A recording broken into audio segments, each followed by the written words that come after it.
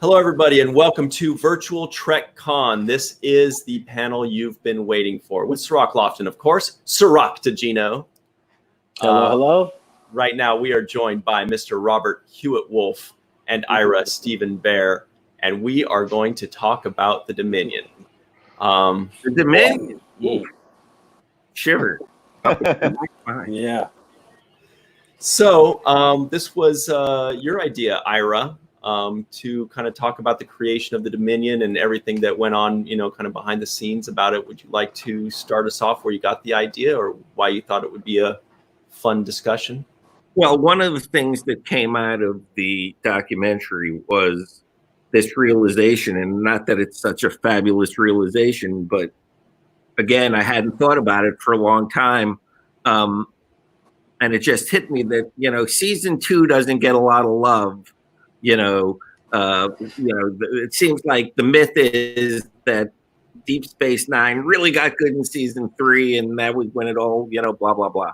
Mm-hmm. But as I was talking to people and doing the research I needed to do to do the documentary, I realized how much of a genesis for the show season 2 actually was.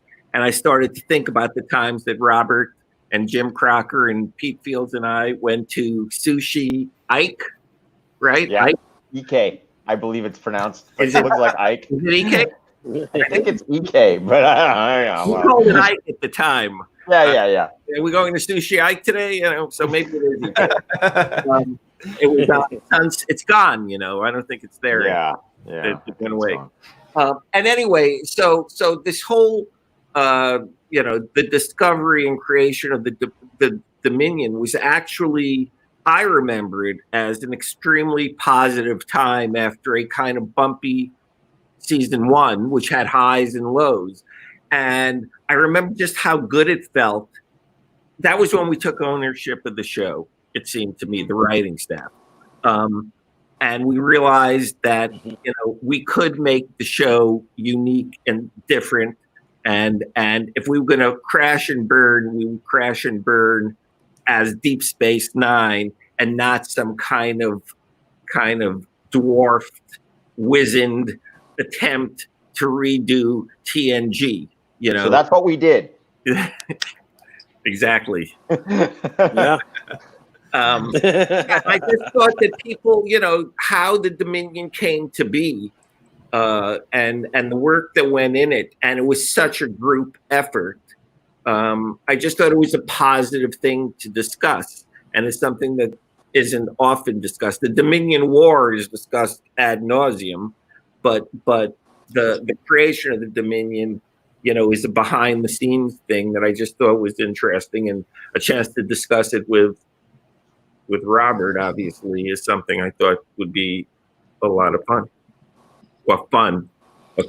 When you say group effort. What do you mean group effort? How did that come about? Well, I think Ira identified pretty early on that we needed to make the Dominion have a personality, and so he sort of charged us in these conversations over the course of. They were mostly over the summer, Ira. I remember them being mostly over the summer between season 1 and season 2, right? Yeah, because it was first mentioned in episode 7 of season 2. That's early on. We were talking about them leading up to and making the opening trilogy of season 2, and Ira just said we have to come up with something that's going to make the Gamma Quadrant feel distinct. And what would that be? And so it all came from that. And then a series, like Ira said, it was just lunches, the 4 of us just sitting around throwing ideas back and forth about what could make the Gamma Quadrant interesting and dangerous, and also give it a face, give it a personality. And what I said to the guys, Robert heard everything before anyone else. Even I think at that point, we hadn't yet, the professional relationship hadn't yet really coalesced the way. Because I was still a snot-nosed punk. But still, I had come already to, I would run things by him or let him know what was going to happen. So, and then I'd get a temperature reading about that. So the thing that the basic thing was, besides the gamma quadrant, which was kind of annoying, like the whole wormhole, but so what? It just leads to more space. Who cares? Well, we're used to space and seeing planets since 1966. But what did it all mean? So that's what we wanted to do.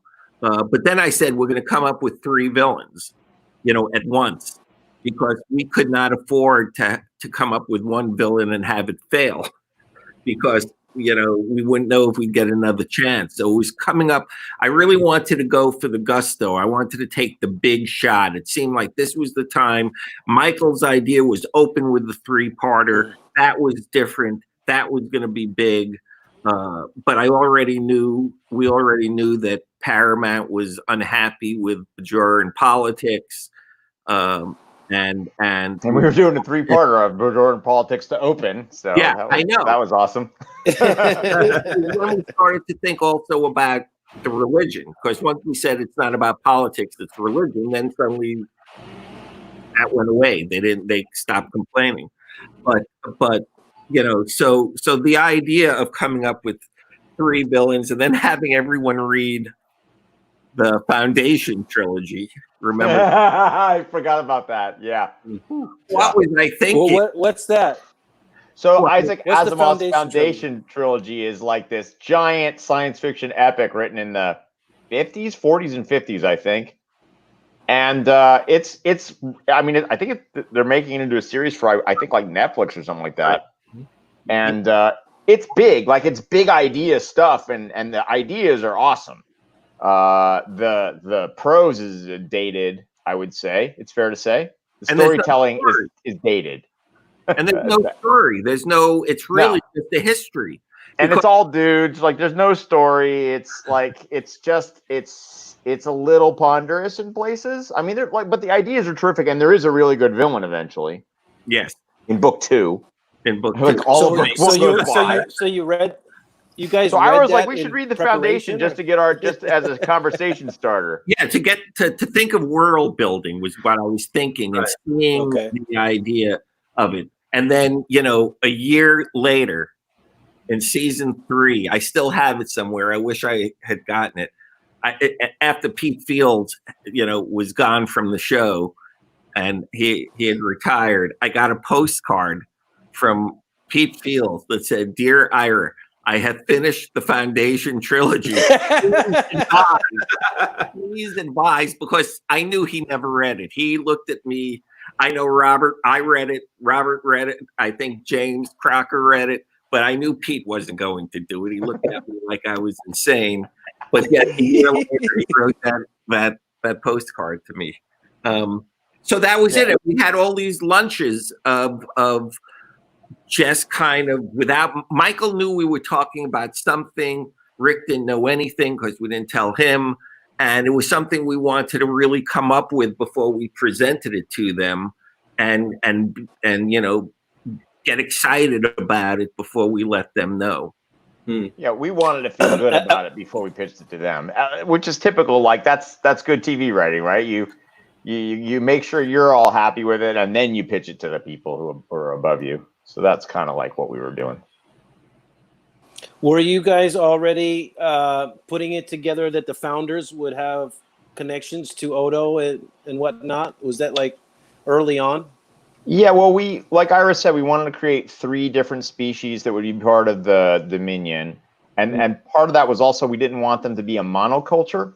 A lot of the other star empires that you meet in Star Trek are monocultures. It's the Klingon Empire, the Romulan Empire, the Ferengi Alliance, the Cardassian Union, the Bajorans, right? That's it. But the Federation is diverse, right? The Federation is not a monoculture. So we sort of would eventually land on the idea of like creating the anti-Federation, like the mirror of the Federation. And to us, that also meant that it should have more than just one component race. And so we kind of came up with this idea. Part of this was also about like how the Roman Empire worked. I vaguely remember. We talked about that too. Yes. And the idea of like the way the Roman Empire built itself was through this sort of like carrot and the stick thing, which is like be our ally, be our trading partner, be our buddies, you know, and you can be under the protection of the Roman Empire, and you can like everything is great, you know. Right. Oh, you said no? Oh, meet the Roman legions, you know. That was sort of our idea was we'd have the carrot in the Vorta and the stick in the Jem'Hadar, and then above them the founders, and sort of that was once we sort of figured out that was the basic structure. Then it was all about sort of nailing down who those people were. All this while eating sushi, and Pete didn't eat sushi, so he was in the restaurant. Well, do you want to tell them why Pete didn't eat sushi? Because that's a story. That is a story. I want to hear.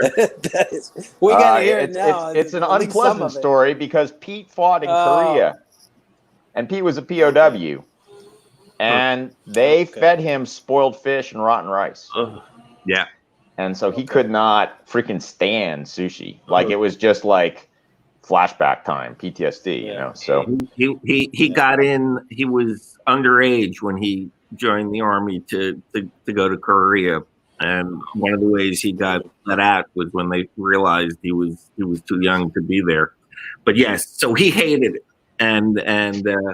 but it was a lot of fun. I mean, I remember we would talk the Vorta at one point where the actor we kept talking about for the Vorta was the late Brian Dennehy, who just passed away. It was always Really Dennehy. So Brian Dennehy became Jeff. Not Jeffrey Combs, huh? It was not. No. It was Brian Dennehy. We saw them as these big, kind of friendly, kind of like salt of the earth kind of folk. And what's the process when you're creating a brand new alien race? Like, is there like approvals on picture designs and drawings that you're looking at? When that all came much later. Much later, though. Robert, I think it was you. And if it wasn't, you take credit anyway. Was it your idea for them to be rhinoceri, the Jem'Hadar, to be based on? I mean, I think I mentioned them as being like rhinoceri, kind of triceratopsy, just like something that had a lot of like physical armor to it and spikiness. Right. Like, that's the only one we knew, kind of. They should be kind of tanky, And we also had to then tell the big thing, which we haven't even mentioned, was we had promised, and I had been in there at least one time, where they had promised Renee that we would never know his origin story. We would never know.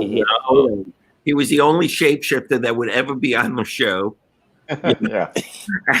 We would never know his origin story. And then here we are, the writers, day in and day out, talking about wouldn't it be cool if the evil behind this Dominion would be Odo's people.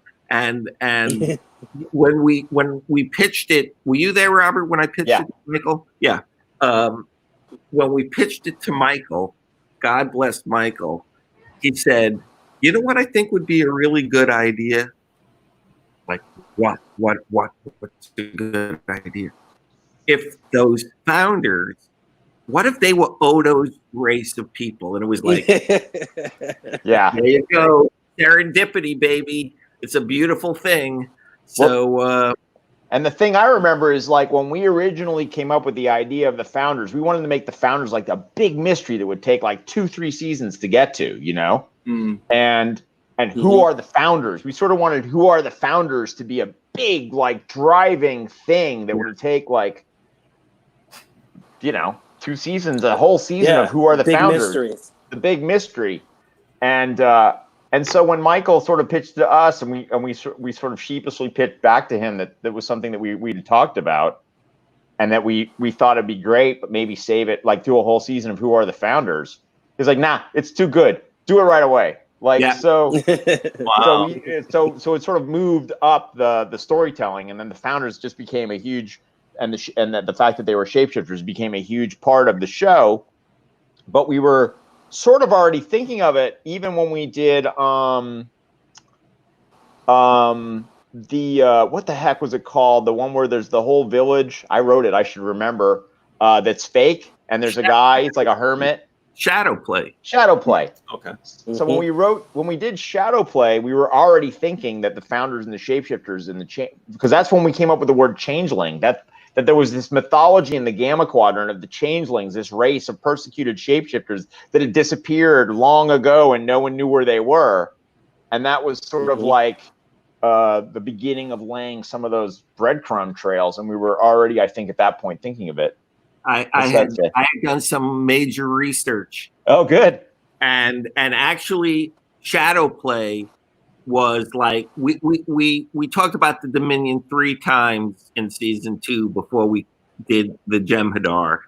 First in Rules of Acquisition when we first hear the name, then in Sanctuary, if you remember Sanctuary, right? Because those people were running from the Dominion. Yeah, absolutely. But it was in shadow play where we really realized just how in Rules of Acquisition they just sounded like a big corporation. That's all they were. Yeah, but by the time of shadow play is when we kind of showed our hand that they were going to be like real badass, dangerous people. So so we then had to have a meeting with Renee.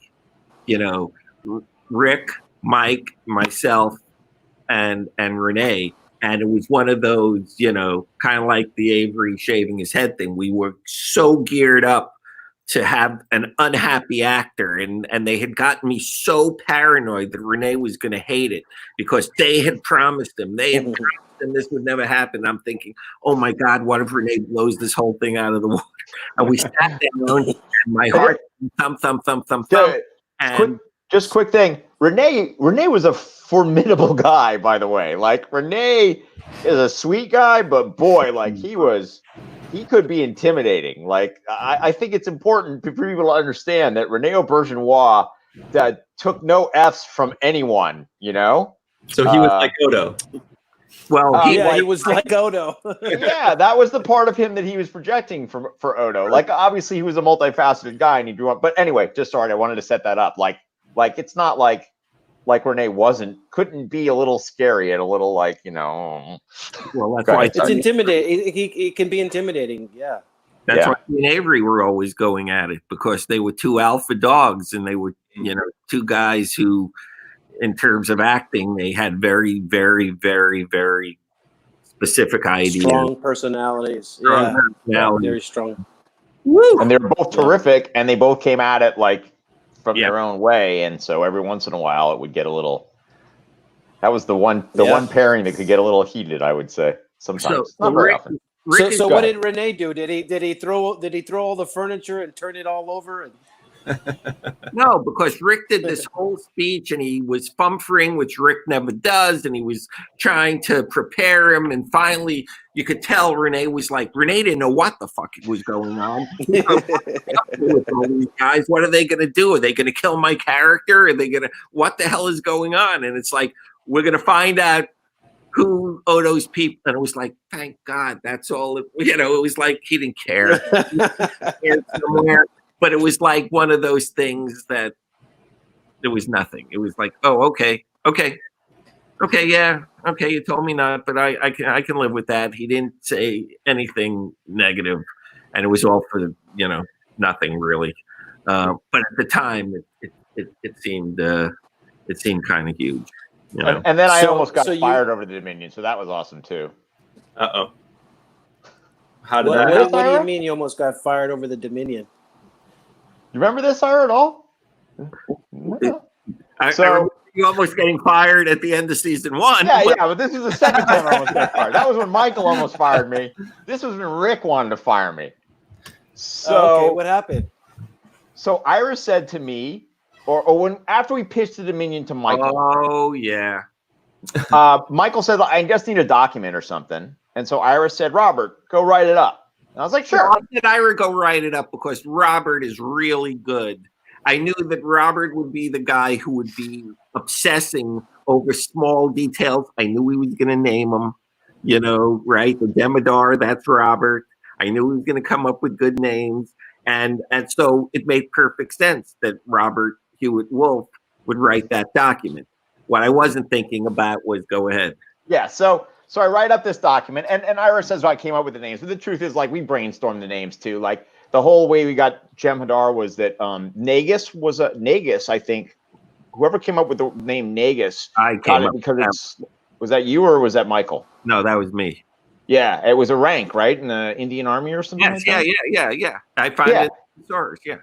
Found in the source. So we did the same thing for the Jem'Hadar. Jem'Hadar is also a rank in the Indian Army. It's like the equivalent of a lieutenant or something like that. And then Vorta, I don't even know how we came up with that. So I write up this memo. It's like 2 pages, right? It's like a 2-page memo. To Michael Pillar, copy Ira Steven Behr, Peter Allen Field, Jim Crocker, from Robert Hewitt Wolfe. Per your request, here's what we talked about. Here's the Dominion. Right? Write up the whole thing. The Dominion, how it works, founders, Vorta, or I think it was Vorta, Jem'Hadar founders, like laying it all out there, the whole thing. Send it off to Michael. And this isn't the day when memos would be like printed up and put in an envelope to Michael, right? And it would be a physical copy and it would go to him. Like, this is pre-email, and he would like pull it out of the envelope. It had like a little twisty like thread that you could rewind around a tab. So you'd unwind it and open the envelope and you'd pull it out.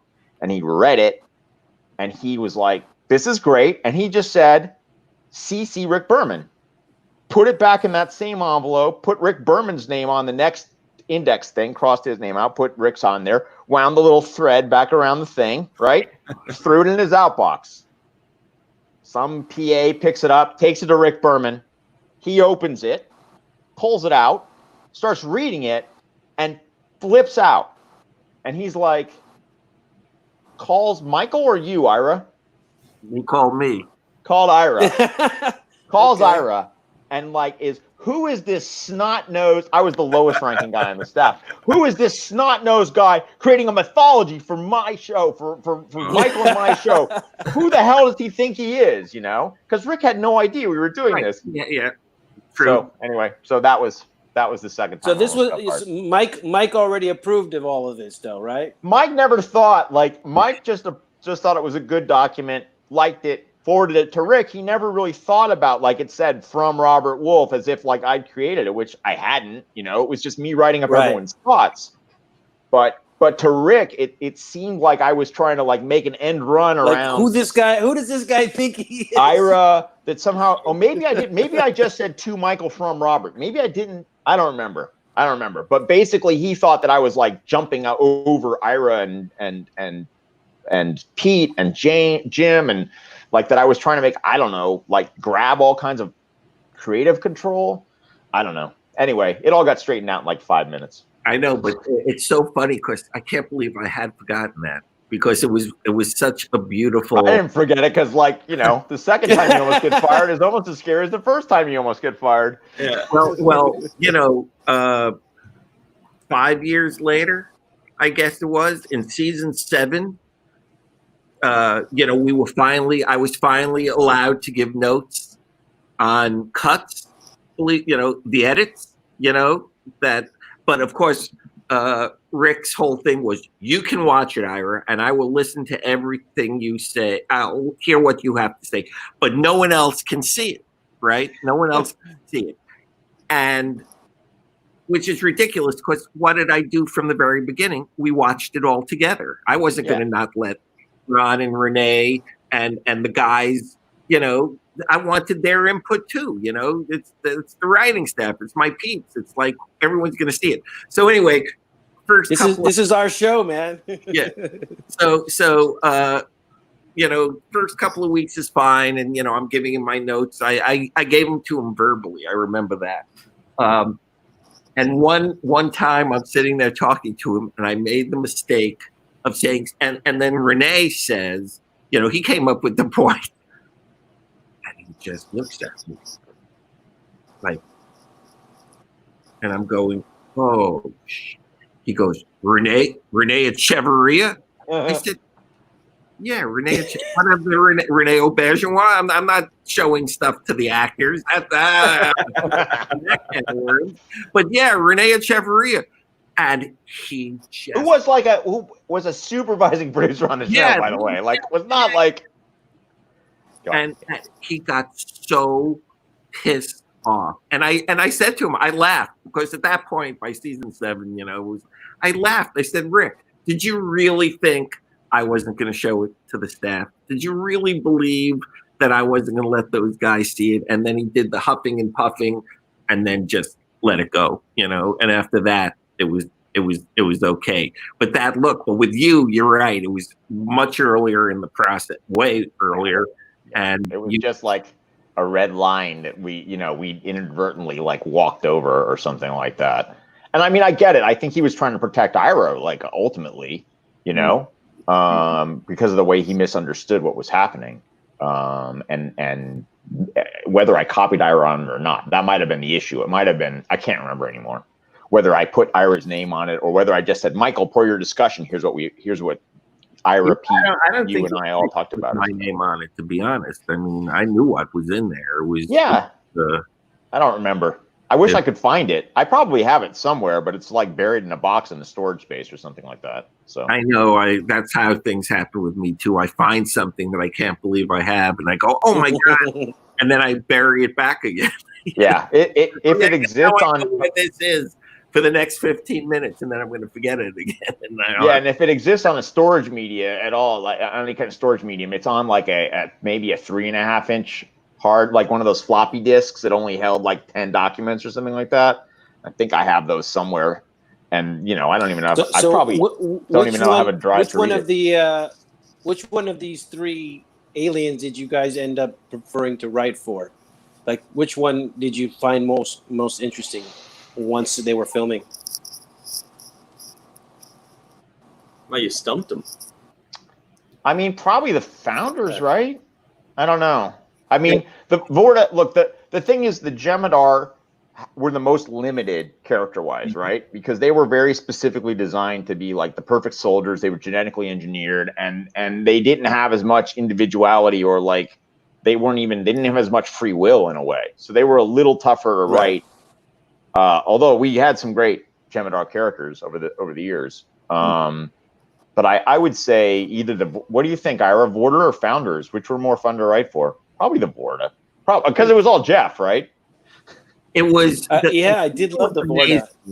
The thing that was amazing, yes, obviously we loved writing for Jeff, and Jeff could sell it. And the thing was with Jeff, you were also writing for Casey because they were a comedy, they were a duo, right. And for Mark because they also were a duo. So you weren't just writing for a Vorta, you were writing for a Cardassian too, and it was a double act.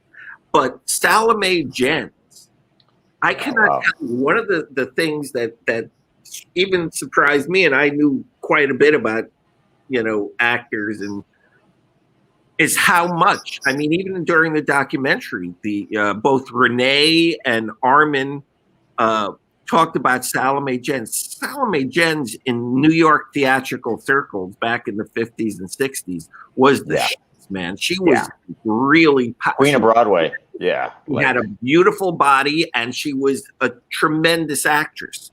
And so a million guys were in love with her, including Renee and Armin and who knows how many others, And Salome was great. I mean, she did that character, that was her. I mean, all of us wrote the lines, but right. She gave it the cadence. She gave it and she stood up to Renee every single time, So she was a great character. She was a lot of fun to write for. If we hadn't killed off, what's his name again, the Jem'Hadar who we loved. Third Talaktalon or first Ometaclon? They were both great. From the Mod Squad. That was Clarence Williams the third. That was first Ometaclon, who was he was freaking amazing. But let's also not forget that third Talaktalon was the guy who's the star of Black Lightning now. Really? Yeah, the lead in Black Lightning, whose name is escaping me. I should have done my research before we did this. I can go on the internet while we're talking. No, I know exactly who you're talking about. His face is right in my head. But yes, so he was also the other Jem'Hadar.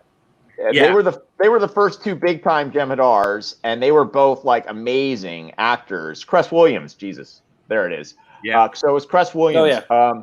And so I think, but we sort of killed them both off, like, or yeah, right. So he killed off, and we killed off Jeff too. And we were like idiots because we had all these great actors play these characters and create these races, and we just kept killing them off. And actually, the girl who played the first Vorta was good too. I can't remember her name anymore. Just Jeff was amazing. So anyway, yeah, we were blessed with these great actors, and I think if we kept either of those first two Jem'Hadar alive, we probably would have seen them again. Well, but after that, that's an interesting thing. That was a good question because we never had the spokesperson for the Jem'Hadar. We never had that voice that gave those people, a defining thought. Right. We were so caught up into you get caught up as writers. It's that culture of the writers' room where when we all agree on something, it's very hard, to then suddenly make a left turn and go, no, maybe that's not working. It happens, but not as often as maybe it should, because we got so into the drug addicted things that they were the drug addicted warriors, which made them different from the Klingons and the Cardassians and the Romulans, that it seemed like they didn't have a voice, right? That was the whole point, that they were so in the thrall of the founders and the Vorta that they didn't have a voice. They didn't have someone who could band them together. And it worked, but it would have been interesting. That's a good what if. What if you created a really like a Gold Dukat, like a Gold Dukat, like a Gold Dukat or something for that race, yeah. You did say something interesting about the Vorta while we're on the subject of the Vorta, the Jem'Hadar, and the founders that I kind of wanted to go back and touch on, if that's okay, which was how when you initially were creating them, you had Brian Dennehy in mind, kind of a salt of the earth person, like you said, and somebody did mention also in the comments that that's the father of the lady. He's also a big guy too. Yes, yeah. And he's the father of a lady that played in Chain of Command, Shelby, Commander Shelby. Yeah. Yes. Anyway, so what was it that made you change from considering the Vorta to be like the salt of the earth, the regular kind of guys, into kind of almost like space used car salesmen or the politicians? You know what I mean? Like, what was that evolution? Or what changed there? Well, the change was when Robert was talking about, and we really should find out the name of the actors. I'll look it up right now. Yeah, that I it's just not fair not to give a shout out to someone. Once we started writing the Jem'Hadar and we were going to meet a Vorta, the idea of the Brian Dennehy of it all just seemed too human, and someone, I forget who it was, it could have been Robert, could have been anyone, kept talking about we didn't want it to be Harry Mudd, right? We didn't want someone who was too human, too larger than life, too much of a con man, kind of a thing. So we went the other way. And at the beginning, it was Jeff. Let's face it, Jeff made them the wheedling, kind of sycophantic characters that they became, who was on the surface was so kind of pleasant, but they cut throat in an instant. They didn't start out that way. They were Molly Hagan. Molly Hagan played Eris. Course, and she's a terrific actress, by the way, and she played, and the way we wrote the first Vorta, she was much sneakier. Like, she was much more cards down, much more manipulative, and sort of like tricky, behind the scenes tricky, and much more, less of a used car salesman and more like someone who worked for the State Department. You know what I mean? Who is like a negotiator or a manipulator. Cell. Yeah. When he was locked in that, when they were locked together in that prison cell with Quark, and she was she knew the way out but wouldn't say it, and was kind of being tricky about it. And we gave them this sort of telepathic blast ability too, which was their like about that, yeah. which was like their supposed to be like their in case of emergency break glass ability. And then she was good. She was very good, but I think it was really like once Jeff played Wayun for the first time is like one of those things where you finally get the right actor and the right character and the writing and the character and the direction and the actor, they all mesh and they create the character and help really define the race in a better way. So that's sort of what happened. I think like Cress and Clarence, the Jem'Hadar worked the best right out of the gate, right? Because we had these two really, really good actors and they just both killed. And so you knew who they were. We were still, it took probably the longest to find the Vorta. Oh, sure, without a doubt. So that was why they also changed we sort of changed their superpower along the way too, and But remember, Robert, we weren't like, it wasn't a mandate. It certainly wasn't a mandate for me that we needed to have the face of the Vorta right away. The only one we needed was the founder. That we knew we needed. The female founder, she was going to be the voice. That's someone who, if you talk to the actress, which obviously we didn't do enough with you guys, we would have said, hey, don't worry, you're coming back. You're coming back. If you're halfway decent, that's a role that we're going to, be using quite a bit. Yeah. We didn't realize that we needed a Vorta or even thought about it until Jeff showed up and we killed him. And then it was like, holy Christ, how good that guy was. What the hell did he just do? I remember we were watching the dailies. We watched him die and go, mistake. Oops. That was a mistake. No, done that. We've got to fix that. And we did.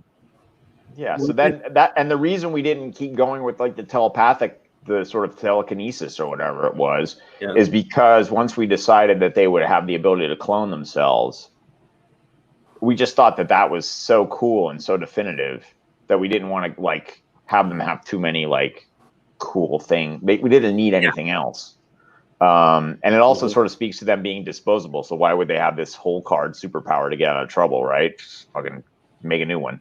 So we decided that Eris was the only one that had that, or that it was engineered into her specifically for that storyline or something like that, And I remember how excited we were, or how cool we thought it, would be if after teasing the Dominion through, a couple of episodes throughout the season, everyone's expecting that big final episode of season 2 to be a blockbuster. And it's going to be, the Dominion. We're going to meet the Jem'Hadar. We're going to meet a Vorta. And we're going to make it a Jake Nog episode.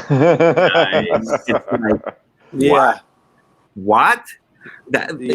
It was like doing in season 7 when we started the season with the 2-parter with Avery and New Orleans and all that. Everyone was going, wait a second, why isn't it bigger? Why isn't it louder? Why isn't it this? Why isn't it that? You play against the expectations, which is what we love to do. Maybe we love to do too much, I think, at times. It's like, if the audience wants this, let's give them that instead, and see how they react. Give them what they don't expect. Don't give them what they want. Give them what we think they need. And then they'll learn to want it. And so it was like Jake and Nog. It's like, this is an episode where they're going on the thing with Cisco. What's that going to lead to? And it was a cool way of introducing the danger, without a doubt. Well, and especially, the whole idea there was to have them destroy like an Enterprise, and to have it lead to that. Like it just started. It started in a place of what seems like a place of complete safety. It's a picnic on a pleasure plant, it's shore leave. Yeah. And to have it go all the way to that just made the arc of that episode I think made the destruction of the Odyssey, even more shocking, I would say, to start it where we started it and to end it where we ended it. That was really, I think, a nice bit of storytelling. Well, yeah, I think I also like sorry. No, go ahead. No, I like the way you guys drop gems on the Dominion along the way in season 2, as you were highlighting, because I kept saying, okay, next episode, they're going to get into it. Next episode, it's going to be more information. And then it would be like something complete. And so I'm like, I'm actually waiting for the Dominion. I want to be, I want it to be explained as I'm watching the show now. So you're actually building up the anticipation. And I was surprised on the rewatch how early you had dropped the little jewels and gems about its existence. Yeah. Well, go ahead. Go ahead. We just really wanted to play it out, like the whole. What is the Dominion, and what should we be afraid of them? What's the challenge of the Gamma Quadrant? The same way it took us a whole summer to figure it out. We sort of wanted the audience to go through that same experience. Mm-hmm. Yeah, you guys. Oh, sorry. Go ahead, Ira. No, it's just I really do see the season 2. In my mind, and just in my mind, it started out with Michael having this, calling me up, pissing me off. I was up in Santa Barbara. We had a 2-week vacation, I think, is what we were going to be given, right? 2 or 3, I think 2. And after the first week, he calls me up and goes, "We're doing a 3-parter." I go, "Great." He goes, "Come home." It's like, we're cutting vacation short. It's like a week. Yeah. A week. I'm up here with all we did was go to Santa Barbara, but my wife, my kid, nope, come home. Sorry. Really feel bad, but we're getting back to work. We're doing a 3-parter. Anyway, the 3-parter I thought was a fantastic way to start the season. And ending the season, Robert and I had so much fun blowing up the Odyssey. It was like, we're gonna, this galaxy, we're going to blow people's minds. Not only are we going to blow it up, but it's not even going to be like this amazing battle where, they go down and, after giving it their best shot.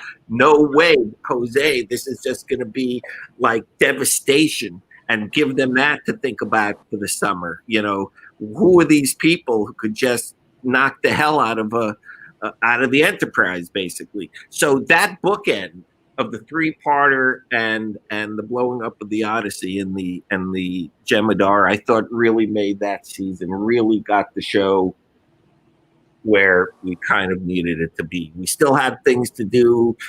Sisto had too much hair. There were still things that had to get ironed out. We had Robert and I give Robert credit too, because he kept me strong about it. We're the ones who went in and fought for the Defiant. We're the ones who came up with that thing. We needed it. Was that to go up against the Dominion and to kind of do some of that? Yes. Well, really, it was because the runabout set sucked. But okay. From a practical point of view, I know, Sirach, you probably remember shooting on those sets. Like, the runabout sets were very tight, and everyone had to be sort of seated all the time, and it just felt like it wasn't much of a ship. Like, it didn't have that feeling of like you could do an entire episode on board a runabout. Like, that would get old really fast, right? And so we felt like we needed a bigger ship to go into the Gamma Quadrant and have these big adventures away from the station, because the studio wanted more of those, right, Ira? Studio wanted more big adventures, go away from the station, go into the Gamma Quadrant, go do cool stuff. And we were like, yeah, but we can't do that on the runabouts. Like, that's going to get really, really old. Yeah. And so that was the sort of outside of the context of the story, that was the production issue. But then beyond that, we justified it as like, we need a ship we just created this Dominion. They blew up an Enterprise. Like, we need to have a ship that can stand up to them. So that was the story logic for it. Yeah, you needed something that would actually go out and that into the Gamma Quadrant. Yeah. Go ahead, Ira. That was not met with open arms. That concept of having a ship. Not when Voyager was going to premiere. And I get it. They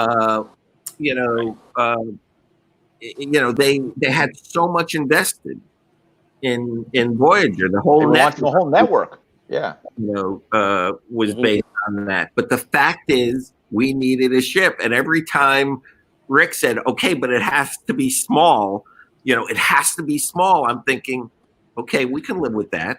but we're going to make it a warship, you know. Or, I can't say that even today. I know that doesn't always. It wasn't a warship, but it was a ship. What did we call it? A tough little ship. We called it an escort, like some kind of. I think it's official nomenclature. That was like an escort class ship. I don't know, an escort. Like we would have said anything. It was heavily outfitted with weapons, though. That's for sure.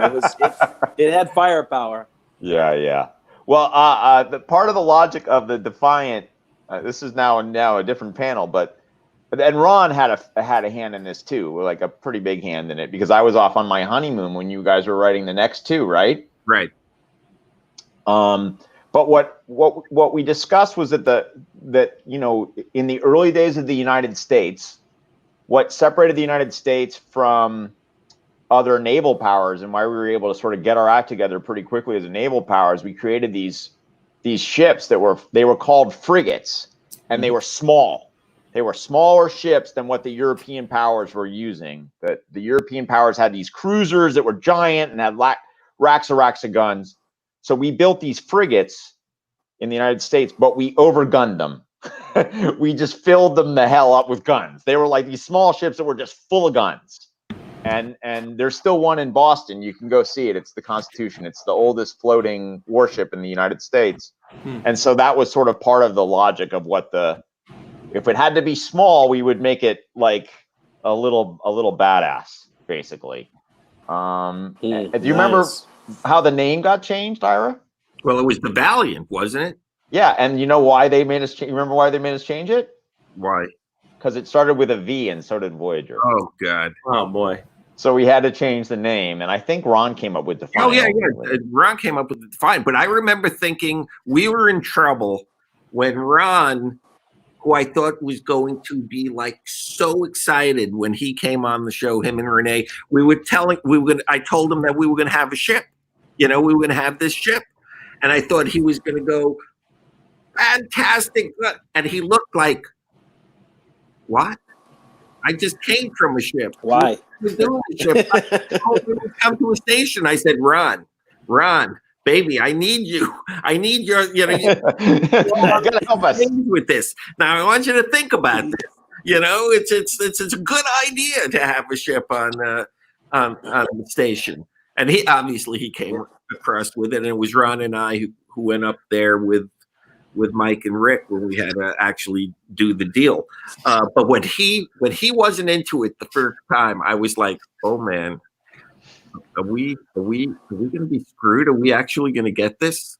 Because that was the big ask, if you remember. Yeah, it was huge. I know it was going to be something that went through. I knew the Dominion, you know, more villains. Who's going to say no to new villains on Star Trek? But the ship was so fundamental to the franchise, and it was so we don't have a ship. There's no ship. It's all stories on the station, basically. I knew that was going to be a problem. But look, I give Rick credit and Mike credit. They realized that we needed to do it, and it was not going to step on Voyager at all. You know, no. And I think I would say, yeah, that was that and Avery's hair and beard. Those were the two biggest fights of the show, right? Yeah, you know, it was for me. The thing is, and I think about this a lot. This, you know, Sirach. This is something I think about. There were times, and I could be wrong, but it seemed like there was like a year or more there where I felt I was fighting that battle alone. That Avery just refused to, after he told him he was unhappy about it, but then he was too cool and did not want to go hat in hand and keep bugging him about it, right? So I'm the guy who keeps bugging Rick and Mike about, we got to shave his head, we got to let him grow, we got to blah, blah, blah, blah, blah.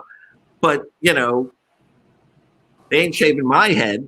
You know, it's not my beard, it's this actor thing. And the actor isn't coming to them anymore, you know, and demanding it, you know, as the number one on the call sheet, you know. And so I think maybe if Avery had been willing to go to Rick and to the network and say, look, this is what I need. It might have happened sooner. I don't know. But that became like my little thing that I kept jabbing at them over it. Of course, I hated it. We all hated it. You know, we all felt that it wasn't the character. You know, it was wasn't the guy. And we won more fights than we lost. Ultimately, like we won the fight for the Dominion. Like that was less of a fight, I think. Yeah, that wasn't a fight. Yeah. We won the fight for the Defiant. That was a fight. Yeah. The sort of bringing in the Klingons was a compromise, I would say, but it worked out great. I mean, when Rick called me up and said, "What do you think about Klingons?" It was like, what is this conversation going to? Where is this headed? But yeah, I mean, but you got to remember, Robert, we had a whole different season planned for season 4. If we didn't have, the season was supposed to start with the Homecoming and Paradise Lost. That was going to be the opening of the season. Right. That was going to get us into the whole. There are founders, changelings on Earth. We're everywhere. Yeah. Different season. Who knows where that would have gone? We literally lost, which I'm not knocking anymore. I mean, that's what Deep Space Nine turned out to be, and it's fine. But it would have been a different beast. We would have gotten to things a lot sooner. The Dominion War might have had to be moved up. Who knows when that, or lasted longer even. I don't know. Well, yeah, I mean, there were a lot of what happens on a show like this is that, the best laid plans of mice and men, like the Dominion, we sort of worked our way to that, and we tried to do the same thing going into season 3, and that was all about the Defiant, and then that worked out, and then season 4 was like the battle comes home to us, I think was the original idea, right? The Dominion battle sort of comes to Earth and comes to the Federation and starts undermining the Federation from the inside, and that was really what we were going to go for. And then the idea of the Klingons and Worf came, and that what we needed to do then was make sure that still worked as part of the Dominion story. And so the whole idea of the Klingons and the Cardassians and which side they were both on and who was manipulating that war all had to come back to the Dominion, but we definitely had to fly. Did that take place? Did that happen around the same time that Voyager was getting 7 of 9? Because I think there was was that around the same time that they 7 of 9 would probably be around like 98. So we're talking about like 96. Yeah. This is I think we added Worf before they added 7. Oh, definitely. Yeah. Okay. Yeah. Okay. So that was. I was going to ask you, and that was thrown in your lap too, right? So they just threw that on you and said, "Hey, what about this?" That wasn't your plan, your game plan. No, obviously not. It was totally out of left field. But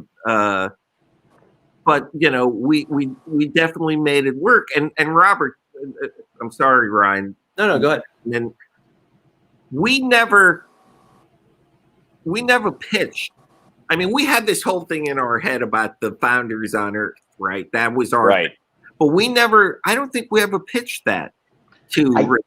I don't know if he would have even, that would have been a fight. I'm telling you. I don't know. I think compromising the Federation and making this sort of like body snatchers-ish kind of thing start happening inside the Federation was something that we discussed internally, and then they handed us Worf and the Klingons and said, go. And so I think we never really talked about that, except when it finally came time to pitch the story for Paradise Lost and Homefront and Paradise Lost, right? Yeah, but remember, that was a 2-parter in the middle of the season. We didn't have enough money. We were really unhappy about how that show went down. They're good episodes, don't get me wrong, but we had envisioned them as like this huge opening for the season with throwing money at it, and it was really, there weren't a lot of extras and there weren't a lot of sets built. It was not. No, we spent all the money on Way of the Warrior. Yeah, of course. That was a great episode, which was great. Like it turned out great. But yeah, those we were still able to tell that story, but obviously it all became scaled down. But I think they still work. But yeah, like the Federation troops taking the streets was like 3 guys, right? Right. You know? We hated that. Remember that? Oh, was I pissed? Woo! Yeah. Woo! Television, man. You only I have know, limited man. resources. You gotta make do. If you care, that stuff just lingers. I hate to say it. It just lingers. Ryan, what were you going to ask? No, well, we've got about 5 minutes left. So to finish off on the Dominion, because Sirach and I could just sit here and listen to you guys talk forever. This is like the coolest stuff to listen to. You guys are really, really interesting and awesome. Thank you so much for bringing us your insights. And by the way, people don't get to see the process of the writers and how right. it works. I mean, I think that's one of the great things about what we left behind. People really enjoy seeing how the process works. Even if you guys are butting heads and fighting it out, it's important for us to know how does it go from the from your mind to the page to the production, you know? Mm-hmm. And that's what people are saying. They want to watch an 8-hour movie about the writer's room in season 8. And that, like you said, let's do that whole thing. Let's get it all. So the final question on the Dominion here is, when you first were creating it, did you think this was going to be the driving force of the series from here on out? Or did you think it was going to be just peppered in here and there and, like every other episode or every 10th episode or something like that? Sirach, you want to handle this one? Well, I didn't think at anything at the time. I was just waiting for the new revisions of the scripts. I think from the very beginning of coming up with the idea for the Dominion, we hoped that it would come to help define Deep Space Nine as its own series. Mm-hmm. Again, remember, the powers that be were not thrilled with Bajoran show after Bajoran show after Bajoran show. So we thought that this would be the thing that made Deep Space Nine its own creation. Now, were we thinking every episode? No, we weren't thinking. Were we thinking that eventually there'd be a Dominion War? Who knows? All that stuff was possibilities, but we wanted those possibilities. That's what we wanted. We wanted to have a playing field that gave us possibilities, and that's what the Dominion did. And we were happy. And when they said, regardless of Rick's little meltdown over Robert, when they said we could do it, basically, that was huge. That was a huge victory. Yeah. Well, are you guys planning on releasing an extended version of the writer's room in the documentary that was released? Because that was such a standout highlight for all of us. We'd love to see more of it. Yeah, I mean, we're supposedly due to have a Zoom call with the documentary guys. They're supposed to be working on it now in terms of, we had a lot of camera issues. Remember, we did the writer's room before we knew we were becoming a feature-length documentary. Back in 2015, we thought it was still an hour. We didn't have the money. We hadn't gone to the fans yet. So there's a lot of technical issues that we have to work around. And pour a cold one for Michael Pillar. You better believe it. Damn right. Yes. Yeah. Better believe that's happening tonight. So it's going to be some work that these guys are going to be doing, for no money, and they will ultimately we will do it, and I think it's very cool. I think it's going to be an ordeal for some people to have to sit through because it's once you take the years and it becomes more of an actual writer's room. It will be much more realistic. But I wanted to say one quick little thing, which is that I know everyone likes to talk about it, but it was never meant to be like canon, that's going to be what season 8 of Deep Space Nine would have one day. to talk about it. We never came back into the room and talked about it some more. It was a chance to see, when I told Dave we were going to do it, it was a chance for the audience to see the writers get together and see the process, how the process went down. And that's all it was meant. So the idea of this is exactly what we would have done is false. Right. No comic book, no novel, no anything would make it any less false. It was just a wonderful day. It was great to be with everyone, back in the room, and that was it. It was an exercise, not. Well, you made that pretty clear. Unless in the documentary. someone pays us a lot of money, and then totally, if that's what they want. I know I keep saying it, Ryan, but no one seems to believe it. Well, it's like they say you never want to see how the sausage is made, but we did want to see that, and you showed it to us, and it made us love it more.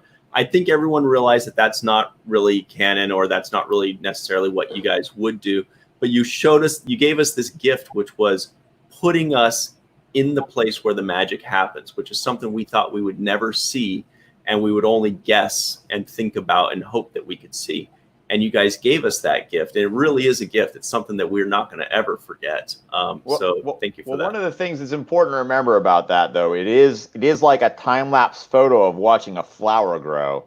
You're seeing like 8 hours of discussion compressed down to like, well, how much screen time did that get? Like 15 minutes? With some fun animation too, right? Yeah, I mean, 8 hours of watching me and my saggy pants like erase things on the board and rewrite them is not necessarily most people's idea of entertainment. But it's good it turned out the way it did. I would say that you guys have thick skin in order to be able to have ideas kind of shot down left and right. I mean, I know if I came to Ira and said, I got this great idea, and I was like, nah, not really. I'm like, I've been working on it for 2 weeks. And well, I think, so I guess you have to have, Yeah, there was never any fighting in the writers' room, right? I mean, no one ever got angry at each other. No one. Ever. That never happened. But you know what? That was just part of how it has to go down. It's a creative process, and you leave it in the room, and it's what it takes. Look, I just want to say you guys have been doing a great job. I think every fan out there, anyone who's listening, Ryan and Sirach, you guys have done this really amazing thing in this horrible time we're living in. In a time where a new poll says that 49% of white people support Donald Trump still. What the hell? 49% of white people in this country don't believe in science, believe that I apologize for my people. Racism is the pathway to make America great again. I mean, on top of that, the virus, and people are just freaking out here. And you guys decided, I don't know what made you decide to do it, but you guys said, okay, we're doing, the seventh rule, but we're going to expand beyond that and give the fans something else to take their mind off the crap that's going on in their lives. And this is a beautiful thing. This is a really special thing. I'm glad I could be a part of it. I'm glad I got to spend some time with Robert.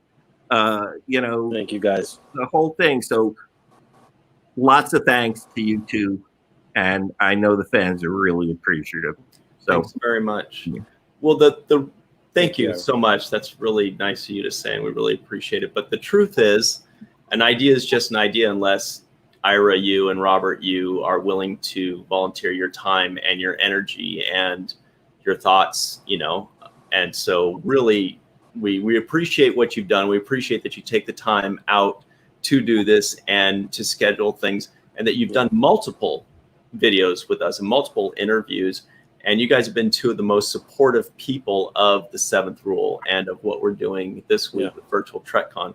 And we appreciate it immensely. It's almost like a knighthood, like royalty is saying, well, you're cool, so I'll come on your show. It's almost like you're making us, legit, So thank you so much for that.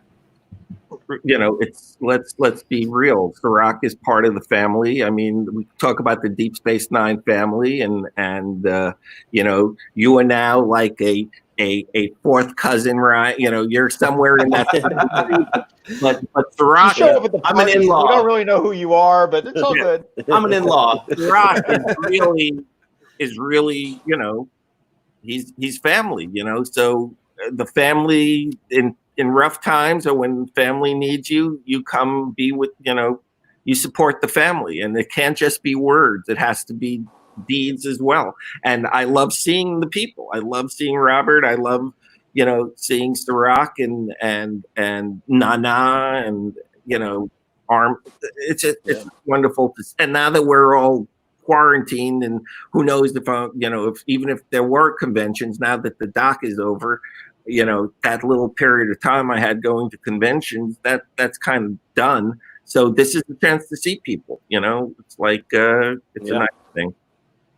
And the other thing I just want to say real quick is like the fans, you know, the show doesn't exist without the fans. And like part of why I think both Ira and I know why you guys are doing this, is to pay back that a little bit too, because like I'm still, you know, every once in a while I'll get a little check for Deep Space Nine and I'll happily cash it. And it's because people are still watching the show, and God bless and thank you everyone out there for watching the show and still being interested in it and still caring about it, for caring about the creation of a mythical evil empire on a show that has been off the air for 20 something years, you know, to care about what we were doing when we were eating sushi way back when.